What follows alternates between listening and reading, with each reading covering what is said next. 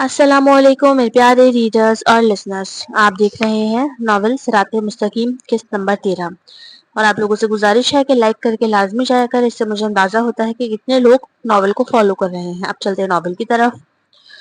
روا سلیمان کے کمرے میں پہنچی تو وہ اسی کا انتظار کر رہے تھے۔ جی حضور، آپ نے مجھے یاد کیا؟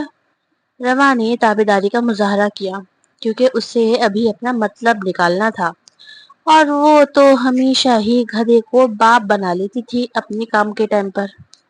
ہاں، تم وہاں اتنی دیر تک کیوں بیٹھی رہی؟ جب میں آ گیا تھا تو تمہیں بھی آ جانا چاہیے تھا۔ شہزادے ناراض لگ رہے تھے۔ معاف کر دیں مجھے، بس شہزادی نے روک لیا تھا۔ جیسے ہی آپ کا حکم ملا تو آ گئی۔ شہزادے بول کر چپ ہو گئے۔ اب روا اس کے حکم کا انتظار کر رہی تھی اور سلیمان اسے یک ٹک دیکھ رہا تھا، شاید کچھ سوچ رہا تھا۔ اسی اثنا میں چند لمحے ہو گئے تو روا بولی، جناب اگر اجازت ہو تو ایک بات کہوں؟ اس نے اپنی میٹھی آواز میں مزید شیرینی گھول کر کہا تو سلیمان نے سنجیدگی سے اس بات میں سر ہلا کر اس سے اجازت دی۔ وہ میں کہہ رہی تھی کہ آپ برا نہ مانے تو میں آپ سے شہزادہ ابراہیم کے پاس رہ لوں۔ وہ اپنی انگلیاں مروڑتی ہوئی اس کے تھوڑا قریب آ گئی تھی اور لہجے بھی ممکنہ حد تک نرم کر رکھا تھا۔ وہ میرا کوئی چھوٹا بھائی بہن نہیں ہے نا، مجھے چھوٹے بچے بہت پسند ہیں، پلیز شہزادہ ابراہیم کو میں پالوں گی۔ آپ اجازت دیں گے تو؟ روا نے آخر میں مکھن لگانا نہیں بھولا تھا۔ اب وہ اپنی آنکھیں پٹپٹا رہی تھی۔ آنکھیں کیا پٹپٹا رہی تھی، شہزادے کو پٹانے کی کوشش کر رہی تھی۔ نقاب ہٹاؤ۔ اپنی تقریر پر شہزادے کا حکم روا کو کچھ عجیب لگا۔ جی، وہ بس یہ بول پائی اور آنکھیں حد درجہ بڑی کر لی تھی۔ آبی رنگ کے ڈیلے بڑی بڑی آنکھوں کے درمیان آ گئے تھے۔ نقاب ہٹاؤ اور اب یہاں جب میرے کمرے میں آؤ تو نقاب کرنے کی ضرورت نہیں ہے۔ روا نے تھوک نگلا اور آہستگی سے اپنا نقاب کھول دیا۔ اس کا گلاب سا گلابی چمکتا چہرہ، آبی رنگ آنکھوں پر کالی پلکوں کی جھالر بہت دل فریب لگ رہی تھی۔ وہ نظریں جھکا کر کھڑی ہو گئی تو پھر سلیمان نے بولا، اب ذرا ایک کپ کافی بنا کر لاؤ، سر میں درد ہے میرے۔ روا کو ہتک کا احساس ہوا تھا۔ شہزادے نے تو سرے سے توجہ ہی نہ دی اس کی بات پر۔ اسے اپنا یوں نظر انداز کیا جانا بہت برا لگا تھا۔ جی ابھی لائی، بہت دھیرے اور مرجھائے ہوئے لہجے سے وہ کہہ کر پلٹ گئی۔ آنکھوں میں جو دیپ جل اٹھے تھے وہ ایک دم بجھ گئے تھے۔ میں نے کیسے سوچ لیا کہ مجھے کوئی خاص اہمیت ملے گی؟ مرد سارے ایسے ہی ہوتے ہیں، سر سجدے میں دل دغا بازی میں۔ نقاب ہٹاؤ، آئے بڑے پارسا بنتے ہیں، دنیا کے سامنے نیکوکار بنتے ہیں، اور کمرے میں ملازمہ کا چہرہ دیکھنا ہے۔ روا منہ ہی منہ میں بولے جا رہی تھی۔ اسے جس خفت کا سامنا بھی ہوا تھا، اس خفت کو مٹانے کے لیے سلیمان کو برا بھلا کہہ کر خود کو مطمئن کر رہی تھی۔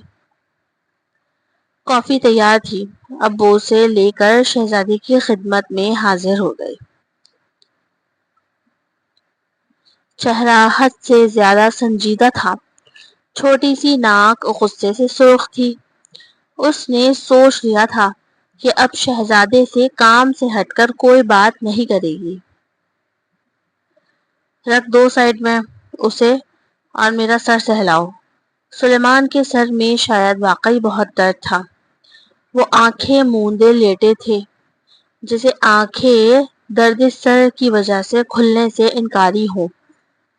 روا اس کے حکم پر بری طرح سٹپٹائی، مطلب وہ اپنے آپ کو چھونے کا کہہ رہا تھا روا سے۔ میں کسی مرد ملازم کو بلوا دیتی ہوں، بلکہ شمشیر کو بلوا دیتی ہوں، آپ کا سر دبا دے گا۔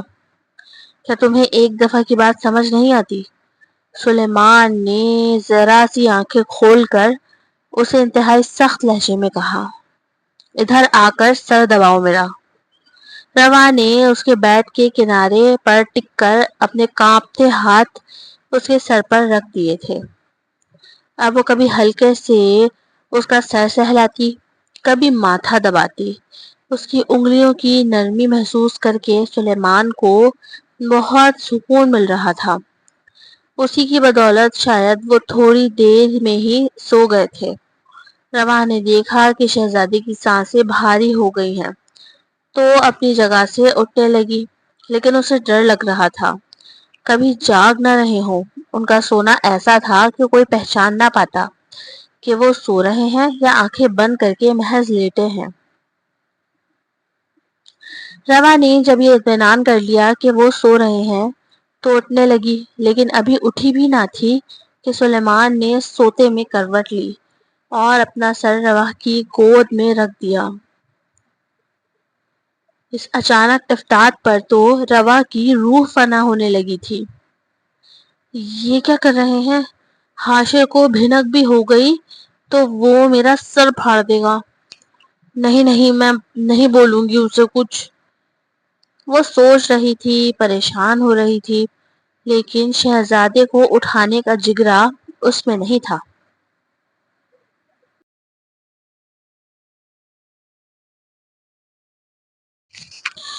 وہ مسلسل 3 گھنٹے سے ایسے ہی بیٹھی تھی۔ اسے بھی شدت سے نیند آنے لگی تھی تو وہ بیٹھی بیٹھی اونگ رہی تھی۔ وہ بھی یوں ہی بیٹھی بیٹھی سو گئی۔ کچھ دیر بعد جو ہی سلیمان کی آنکھ کھلی تو وہ اپنا سر روا کی گود میں پا کر حیران ہوئے۔ ساتھ گھڑی پر نظر ڈالی تو گھڑی رات کا 1 بجا رہی تھی، جبکہ وہ بیٹھی بیٹھی بے خبر سوئی تھی۔ کتنا لمبا سو گئی میں، سلیمان نے زیر لب دہرایا اور آہستگی سے روا کو بستر پر لیٹا کر خود فریش ہونے چلے گئے۔ واپس آئے تو روا بھی اٹھ چکی تھی۔ سونے سے اس کا اسکارف گھوم کر منہ پر آ گیا تھا اور پن بالوں میں اٹک گئی تھی، تو شہزادہ سلیمان کے بیڈ پر بیٹھی اسی سے الجھی ہوئی تھی۔ شہزادے شاید وضو کر کے آئے تھے۔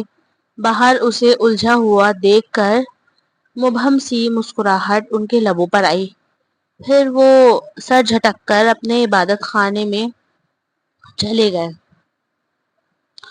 روا نے خود کو بڑی تق و دو کے بعد اس اسکارف سے آزاد کیا، پھر اسے بھی نماز کا خیال آیا تو وضو کر کے وارڈروب پہنچ گئی۔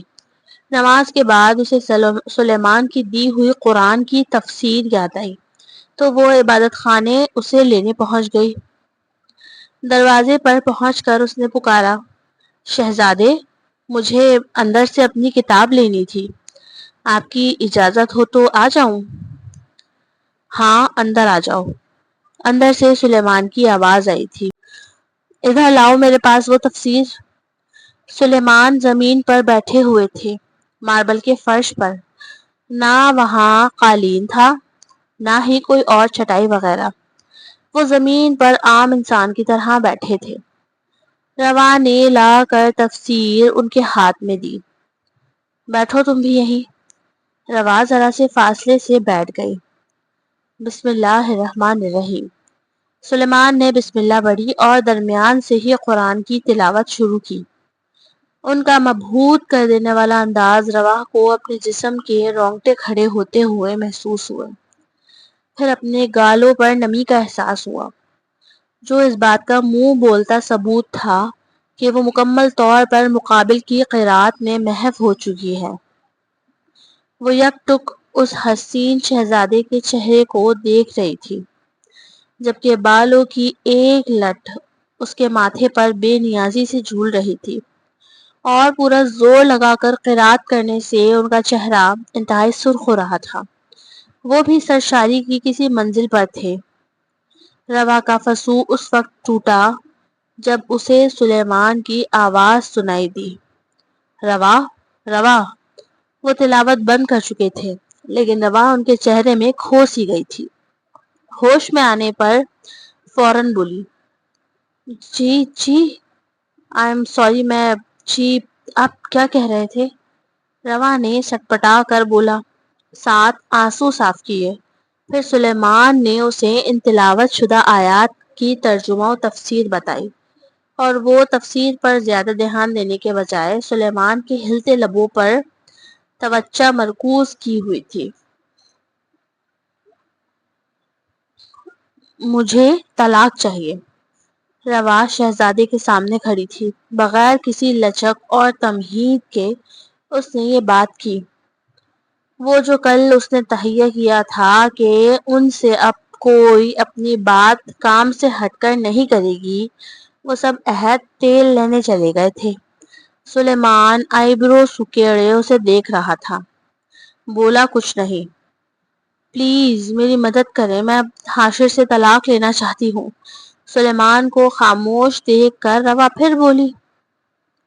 سلیمان نے بیزاری سے سانس بھری اور بولے، ہاں اس معاملے کو دیکھ لیں گے۔ اتنے میں ان سے ایک ملازمہ نے اندر آنے کی اجازت طلب کی، تو انہوں نے روا کو ہی کہا کہ وہ جا کر دیکھے کون ہے اور کیا کام ہے۔ روا واپس آئی تو چہرے پر بے انتہا خوشی تھی۔ مسکراہٹ اس کے نہ صرف لبوں پر تھی بلکہ آنکھیں بھی خوشی کی حدت سے دمک رہی تھی۔ اس کے ساتھ میں سنہرے کپڑے میں لپٹے شہزادہ ابراہیم تھے۔ لاؤ میرے بیٹے کو مجھے دو۔ روا نے احتیاط سے ابراہیم کو سلیمان کی باہوں میں دیا۔ وہ اسے گود میں لے کر بیڈ پر بیٹھ گئے۔ روا دور سے کھڑی انہیں ہی دیکھ رہی تھی۔ آ جاؤ تم بھی۔ روا کو تو جیسے اسی بات کا انتظار تھا۔ وہ مزے سے ان کے ساتھ بیٹھ کر ابراہیم کے ساتھ کھیلنے لگی۔ سلیمان روا کو ہی دیکھ رہے تھے، یوں ہلکا سا مسکراتے ہوئے اسے دیکھنے سے ساری کہانی ہی عیاں ہو رہی تھی۔ یقیناً روا کے لیے ہی سلیمان نے ابراہیم کو یہاں بلایا تھا۔ کئی دن یوں ہی گزر گئے۔ اب فرق صرف یہ تھا کہ روا سلیمان کے محل میں رہنے لگی تھی۔ وہ اکثر کام سے ملک سے باہر چلا جایا کرتا تھا اور اسے اپنے پیچھے اپنے کمرے میں رہنے کی خاص تاکید کر کے جاتا تھا۔ ابراہیم بھی دن کا خاص وقت روا کے ساتھ گزارا کرتا۔ اتنا بڑا ہو گیا ہے میرا بیٹا، میرا شہزادہ۔ روا 7 مہینے کے ابراہیم کو گود میں بٹھائے دلیا کھلا رہی تھی۔ اتنے عرصے میں اس کی ملاقات حاشر سے نہیں ہوئی تھی اور وہ اس بات پر شکر منا رہی تھی۔ اچھا ہے بڑے میاں سے جان چھوٹ گئی، وہ ابراہیم کو کھانا کھلاتے ہوئے خود ہی سے کہہ رہی تھی، کیونکہ ایک دم ہی اسے حاشر کا خیال آ گیا تھا۔ اسے مقررہ وقت پر اس نے ابراہیم کو ہانیہ کے پاس واپس بھیج دیا۔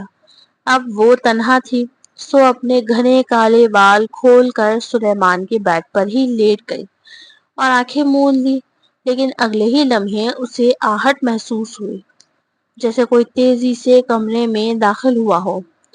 وہ جیسے ہی اٹھ کر بیٹھی، سامنے سلیمان کھڑا تھا۔ اس نے اپنی شاہی پوشاک پہنی ہوئی تھی، لیکن اس کے چہرے پر تکلیف کے آثار تھے، جیسے کسی تکلیف کو سہ رہا ہو۔ روا فوراً سے کھڑی ہو گئی۔ آپ آ گئے؟ سلیمان نے کوئی جواب نہ دیا۔ وہ بیڈ کے کنارے پر بیٹھ کر اپنے ایک ہاتھ سے دوسرے ہاتھ کے بازو کو پکڑ کر بیٹھ گئے تھے۔ کیا ہوا ہے آپ کو؟ روا پریشانی سے لپک کر اس کے پاس آئی۔ شہزادے ہم اندر آ جائیں کیا؟ شمشیر کی آواز تھی۔ سلیمان نے بغیر روا کو دیکھے ہی کہا، اندر جاؤ فوراً۔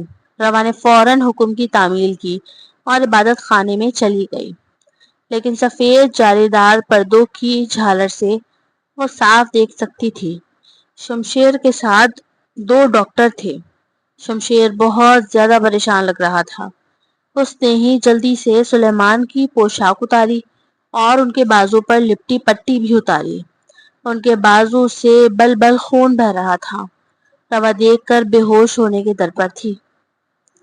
جب شمشیر نے خود ایک چمٹی سے ان کے بازو سے لوہے جیسی کوئی شے نکالی، شاید گولی تھی، روا کی تو دیکھتے ہی دبی دبی چیخ برآمد ہوئی، لیکن اس نے فوراً ہی اپنے منہ پر ہاتھ رکھ لیا۔ اب وہ دبی دبی سسکیوں سے رو رہی تھی۔ اس کی چیخ پر شمشیر اور سلیمان نے ایک دوسرے کو دیکھا۔ پھر سلیمان نے آنکھ سے شمشیر کو اشارہ کیا۔ اس نے جذبات میں سر ہلایا اور ان دو حیران پریشان ڈاکٹرز کو کچھ ٹریٹمنٹ اور بینڈیج کے بعد شمشیر اپنے ساتھ لے کر باہر گیا۔ اب بغیر شرٹ کے اپنے زخمی بازو کے ساتھ بیڈ پر بیٹھا سلیمان تھا، یا جھروکے سے جھانکتی آنکھوں سے ندیاں بہاتی روا تھی۔ ان کے جاتے ہی روا تیزی سے سلیمان تک آئی۔ آپ یہ کیا ہو گیا آپ کو؟ آپ پر حملہ ہوا ہے کیا؟ منہ میں دوپٹے کا کونا رکھے وہ زارو قطار رو رہی تھی۔ اس نے خود سوال کر کے خود ہی جواب بھی دے دیا تھا۔ البتہ سلیمان کے چہرے پر درد کی شدت کی وجہ سے پسینہ آ رہا تھا۔ روا نے آگے بڑھ کر اپنے دوپٹے کے پلو سے اس کے ماتھے کا پسینہ صاف کیا۔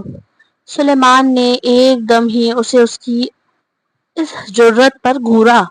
میں آپ کی خدمت گزار ہوں، پلیز مجھے کرنے دیں۔ اب وہ زمین پر بیٹھی اس کے جوتے اتار رہی تھی۔ آپ نے کچھ کھایا؟ کچھ بنا کر لاؤں؟ یہ جملہ کہتے ہوئے اس کا لہجہ پھر گلوگیر ہو گیا تھا، اور وہ پھر چہرے پر پلو رکھے رو دی۔ ارے کیا مسئلہ ہے تمہارے ساتھ؟ کیوں رو رہی ہو؟ سلیمان بیزار ہوا تو روا نے ایک نظر خفکی سے اسے دیکھا، پھر پلٹ گئی۔ سلیمان اپنے نرم گرم بستر پر دراز ہو چکا تھا۔ باہر کے موسم سے اندر محل کا درجہ حرارت متوازی سا تھا۔ دسمبر کی ٹھنڈی ٹھار رات میں باہر تو ہی کسی کا لہو جمنے کو تیار تھا، ہر کسی کا لہو جمنے کو تیار تھا، لیکن یہاں محل کے اندر آسودگی تھی۔ اس بار روا آئی تو ہاتھ میں پیالہ تھا۔ وہ باہر شمشیر سے مل کر آئی تھی۔ اس نے اسے بخوبی سمجھا دیا تھا کہ شہزادے کی اس حالت کا کسی کو پتہ نہ چلے۔ ابھی محل میں یہی بات مشہور ہونی چاہیے کہ سلیمان کسی ملک کے دورے پر گئے ہوئے ہیں، اور دواؤں غذا کا شیڈیول بھی اسی نے روا کو سمجھایا، جو اسے سلیمان کے محل میں خود ہی تیار کرنا تھا۔ شہزادے کھانا کھا لیں، پھر دوا بھی دینی ہے مجھے آپ کو۔ سلیمان نے اپنا ایک بازو آنکھوں پر رکھا ہوا تھا اور زخمی ہاتھ کے نیچے ایک چھوٹا تکیہ رکھا ہوا تھا۔ اس نے بازو ہٹا کر روا کو دیکھا، پھر مشقت سے اٹھ کر بیٹھ گیا۔ سامنے رکھ دو، میں کھلا دوں اگر آپ کو کوئی اعتراض نہ ہو تو، اس نے ڈرتے ڈرتے کہا۔ کھلاؤ۔ روا نے پہلا نوالا بسم اللہ پڑھ کر پھونک مار کر سلیمان کے منہ کے آگے کیا۔ ان کے خوبصورت چہرے پر بھی کئی چھوٹے زخم تھے، جن پر غور کرنے کے بعد روا پھر رونے کو تیار ہوئی، لیکن جو ہی اس کے ایکسپریشنز تبدیل ہونے لگے، سلیمان نے انگلی اٹھا کر اسے وارن کیا۔ چپ، بالکل، اب مت رونا۔ روا نے چونک کر گہری سانس بھری، پھر نظریں جھکا کر سلیمان کو کھلانے لگی۔ کھانے کے بعد سلیمان نے خود اس سے کہا کہ مجھے نماز ادا کرنی ہے روا، ذرا مجھے وضو کروا دو۔ روا نے فوراً ہی اس کے وضو کے لیے اہتمام کیا، ایک بڑی تشتری لا کر اس کے سامنے رکھی، اور پھر اپنے ہاتھ سے اسے وضو کروایا۔ باری باری سارے ارکان ادا کر کے اب وہ اس کے پیر مل مل کے دھو رہی تھی۔ اس کے ہاتھ کی نرمائی سے سلیمان کو الجھن سی ہو رہی تھی۔ بس کرو روا۔ اس نے اپنے پیر کو پیچھے کیا۔ وہ خود اٹھ کر بھی وضو کر سکتا تھا، لیکن اس وقت اسے شدید قسم کی نقاہت ہو رہی تھی۔ چکر آ رہے تھے خون زیادہ بہہ جانے کی وجہ سے. اسے لگ رہا تھا جیسے وہ نیم بے ہوشی میں جا رہا ہے. To be continue AW novels don't copy my novel like لازمی کر کے چیک کر. اس سے مجھے اندازہ ہوتا ہے کہ کتنے لوگ اس ناول کو دل سے فالو کر رہے ہیں. پھر ملتے ہیں. Thank you. اللہ حافظ.